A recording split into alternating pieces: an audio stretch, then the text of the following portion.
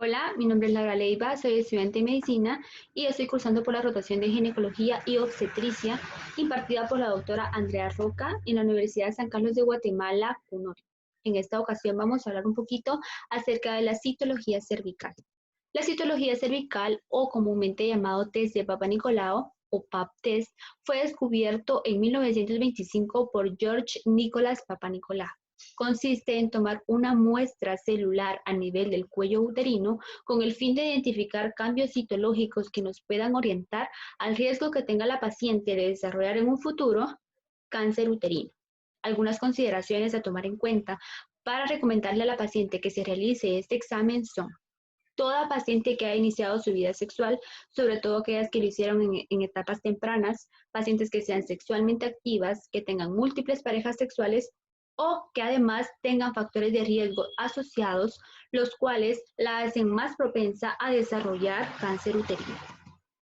Las condiciones que cada una de las pacientes debe cumplir para que el examen se realice de manera adecuada son: que no esté cursando por su periodo menstrual, que no haya realizado duchas vaginales, que no haya utilizado medicamentos intravaginales o que no haya tenido relaciones sexuales recientemente. Todas estas condiciones cumplidas con un lapso de tiempo mínimo de 48 a 72 horas previas a realizar el examen. Un dato importante acerca del cáncer uterino es que en sus etapas iniciales este se presenta en la parte inferior del útero, es decir, a nivel cervical. Este está conformado por tres componentes anatómicos que son el orificio cervical externo, el canal endocervical y el orificio cervical interno. En el orificio cervical externo, visto por una especuloscopía, se ve de esta manera. ¿Por qué se da el cáncer uterino en etapas tempranas a este nivel? Lo primero que debemos saber es que en este sitio hay una interacción de dos epitelios diferentes, lo cual lo hace más propenso a proliferación celular. Los tipos de epitelio que tienen una interacción a este nivel son el estratificado, que forma parte del exocervix, que es el mismo que viene desde la vagina y el fondo del saco, y el otro epitelio es el epitelio cilíndrico, que forma parte del resto del útero. Esta zona de interacción se llama zona de transformación o también llamada unión escamocolumnar.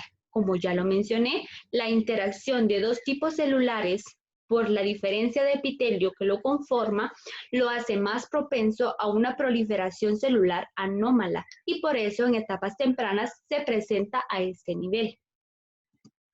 El material que vamos a utilizar para realizar el test de Papa Nicolau son un espéculo. Actualmente se utilizan más los espéculos desechables, pero también los hay de otros materiales que se pueden volver a reutilizar: lubricante, espátula de aire, cepillo de endocervix o, en su defecto, utilizar una brocha cervical, alcohol para fijar la muestra, portaobjetos, guantes, una buena fuente de luz o un lugar bien iluminado, un marcador para identificar correctamente el portaobjetos con la muestra, una mesa de mayo para colocar todos los instrumentos que vamos a utilizar y la hoja de solicitud que debemos llenar para mandarla al laboratorio. Lo principal a cumplir para realizar el test es pedirle a la paciente que por favor se coloque en esta posición. Es una posición llamada posición ginecológica. Además, le vamos a dar una pequeña explicación y una pequeña introducción a la paciente de en qué consiste el examen que vamos a realizarla para que ella se sienta en un ambiente más cómodo y con mayor confianza. El primer paso que vamos a realizar nosotros es la introducción del espéculo. Es importante que el espéculo se introduzca de forma lateral en sentido horizontal para que sea lo más anatómicamente parecido. Una vez nosotros introduzcamos el espéculo con el mango en sentido horizontal y hayamos llegado hasta el cuello del útero, vamos a ajustar este alando del mango en sentido vertical. Una vez en esta posición, vamos a abrir las hojas del espéculo. Esto va a permitir que las paredes vaginales se abran, que nosotros tengamos una mayor exposición del útero y así obtener lo mejor posible las muestras que necesitamos. Para tomar las muestras tanto del endocervix como del exocervix se hacen de la siguiente manera. La muestra del exocervix es la primera que vamos a obtener y la vamos a obtener utilizando la espátula endocervical. Vamos a introducir la espátula a través del canal vaginal hasta llegar al orificio, como lo muestra la imagen. Una vez ahí, la parte más delgada de la espátula se introduce delicadamente en el orificio cervical externo y la rotamos a 360 grados, es decir, una vuelta completa. Una vez obtengamos la muestra adecuadamente, extraemos la espátula y colocamos nuestra muestra sobre el portaobjetos previamente identificado con las iniciales de la paciente. Para tomar la muestra del endocervix, vamos a utilizar el cepillo endocervical. Vienen diferentes presentaciones. Lo que vamos a hacer es que, al igual que la espátula, vamos a introducirla a través del canal vaginal hasta llegar al orificio. Esta la vamos a introducir levemente, como muestra la imagen, y una vez ahí la vamos a rotar 90 grados, es decir, una media vuelta. Extraemos el instrumento y, al igual que en el paso anterior, vamos a colocar la muestra sobre el portaobjetos. En el caso de que no tengamos la espátula y la brocha, vamos a utilizar este último instrumento que también se llama brocha endocervical. La brocha cervical nos va a permitir obtener ambas muestras al mismo tiempo.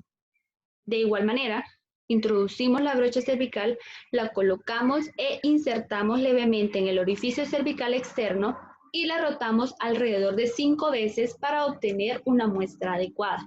La retiramos y colocamos la muestra obtenida en el portaobjetos.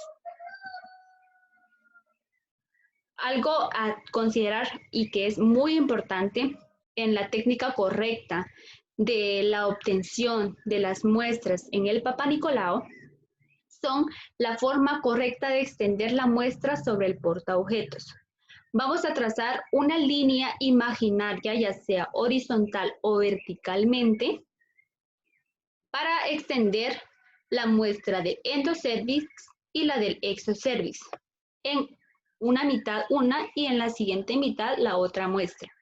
En el caso de la muestra del epitelio estratificado, que es la del exocervix, con la espátula vamos a dirigirla en sentido horizontal de manera uniforme, creando una capa delgada y homogénea sobre el portaobjetos. En el caso de la muestra de tejido cilíndrico que obtuvimos con la brocha o con el cepillo, vamos a esparcir esa muestra en forma de círculos sobre el portaobjetos para que la muestra quede de manera homogénea sobre el portaobjetos.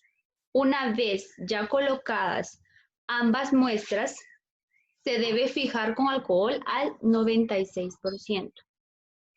Ya debimos haber llenado nuestra hoja de solicitud y debe enviarse a patología. Es importante que, para que se realice un tamizaje adecuado de la muestra que hayamos obtenido, coloquemos de manera uniforme la muestra sobre el portaobjetos, que tengamos células tanto del endocervix como del exocervix y que las coloquemos de forma homogénea para evitar resultados anómalos que realmente no están presentes en la paciente. Este test cobra gran importancia realizarse en toda mujer que tenga factores de riesgo que puedan hacer que desarrolle en su futuro cáncer cervical.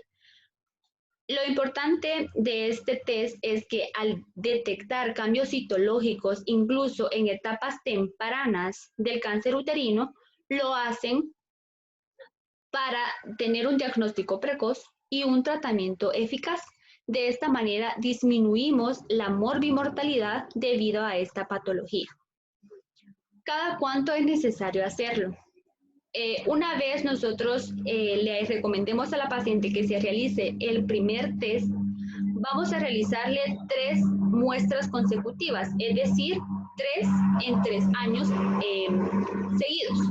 Una vez tengamos los resultados de estos 3 tamizajes consecutivos y si nos dan resultados normales, lo recomendable es que se le pida a la paciente que se realice el Papa Nicolau alrededor de cada 3 años. Si por otra parte tenemos pacientes que además tienen factores de riesgo, por ejemplo, el factor hereditario, que tengan muchas parejas sexuales, que hayan tenido infección por VPH, en este tipo de pacientes se les pide que mejor realicen la prueba cada año para así detectar en etapas tempranas el cáncer uterino y evitar que este avance a etapas mucho más graves. Eso es todo. Gracias.